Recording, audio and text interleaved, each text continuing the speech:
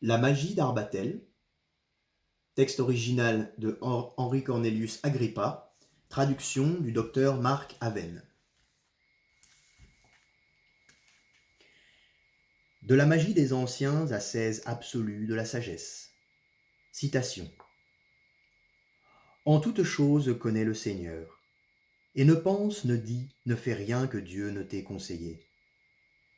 Celui qui marche frauduleusement révèle le secret. L'homme fidèle, au contraire en esprit, cache la chose. Proverbe 11, 13. Bible Carin. Arbatel, de la magie ou pneumatique des anciens, tant des mages du peuple de Dieu que de ceux des gentils, publiés pour célébrer la gloire de Dieu et son amour pour les hommes. Aujourd'hui pour la première fois mis en lumière contre les cacomages et les contemplateurs des dons de Dieu, pour l'usage et pour le bonheur de tous ceux qui sincèrement et pieusement aiment les créatures de Dieu et s'en servent, avec action de grâce pour honorer Dieu, se servir et servir leur prochain.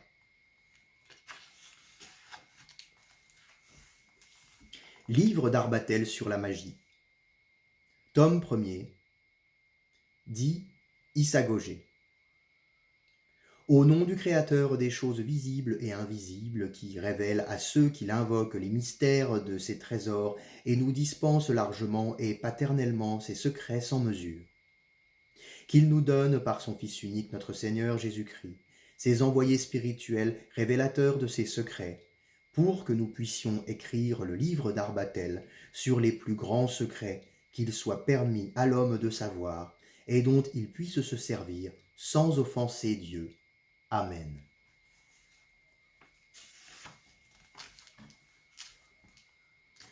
Premier septénaire d'aphorismes. Aphorisme 1.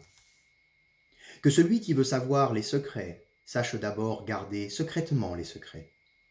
Qu'il scelle ce qui doit être scellé, ne donne pas au chien ce qui est sacré et ne jette pas les perles au pourceau. Observe ces lois, et les yeux de ton âme s'ouvriront pour comprendre les secrets, et tu entendras une voix divine te révéler tout ce que ton âme aura désiré. Tu obtiendras les messages des anges de Dieu, et des services plus parfaits des esprits dans la nature que ne le peut désirer aucun esprit humain. Aphorisme 2. En toute chose invoque le nom du Seigneur, et ne commence aucune méditation, ni aucune action, sans l'avoir invoqué par son Fils unique. Mais sers-toi des esprits qui t'ont été donnés ou attribués comme serviteurs, sans témérité ni présomption, avec le respect dû au Seigneur des esprits. Regarde-les comme des émanations de Dieu. Et, pour le reste de ta vie, travaille pacifiquement à honorer Dieu, à améliorer toi et ton prochain. Aphorisme 3. Vis pour toi et pour les muses. Évite les amitiés de la multitude. Sois avare de ton temps, bienfaisant pour tous. Mets en œuvre tes qualités. Veille sur ta vocation. Que jamais le Verbe de Dieu ne s'éloigne de ta bouche. Aphorisme 4. Obéis au bon conseil. Fuis tout atermoiement. Accoutume-toi à la fermeté et au sérieux dans tous tes actes et dans toutes tes paroles. Aux tentations du tentateur, résiste par le Verbe de Dieu. Fuis le siècle, cherche le ciel.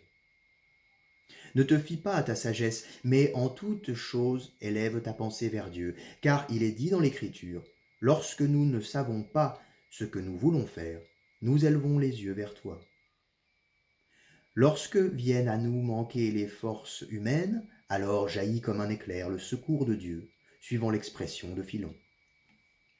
Aphorisme 5. Aime le Seigneur ton Dieu de tout ton cœur, de toutes tes forces, et ton prochain comme toi-même. Et le Seigneur te protégera comme la prunelle de son œil. Tu délivreras de tout mal, et tu rempliras de tout son bien, et ton âme ne désirera rien qu'elle ne le possède immédiatement, pourvu que ce soit chose sainte à ton corps et à ton âme. Aphorisme 6.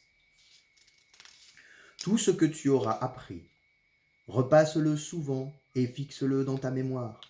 Apprends beaucoup et non beaucoup de choses. L'esprit humain ne peut tout embraser, à moins qu'il ne soit divinement régénéré. Mais pour celui-là, rien n'est si difficile ni si varié qu'il ne le puisse posséder. Aphorisme 7. Invoque-moi au jour de l'épreuve et je t'exaucerai, et tu me glorifieras, a dit le Seigneur. Or, toute ignorance est une épreuve. Invoque donc le Seigneur dans ton ignorance, et il t'exaucera. Et souviens-toi de rendre gloire à Dieu, et de dire avec le psalmiste, que la gloire ne soit pas pour nous, Seigneur, qu'elle ne soit pas pour nous, mais pour ton nom seul. Fin du premier septénaire d'aphorismes.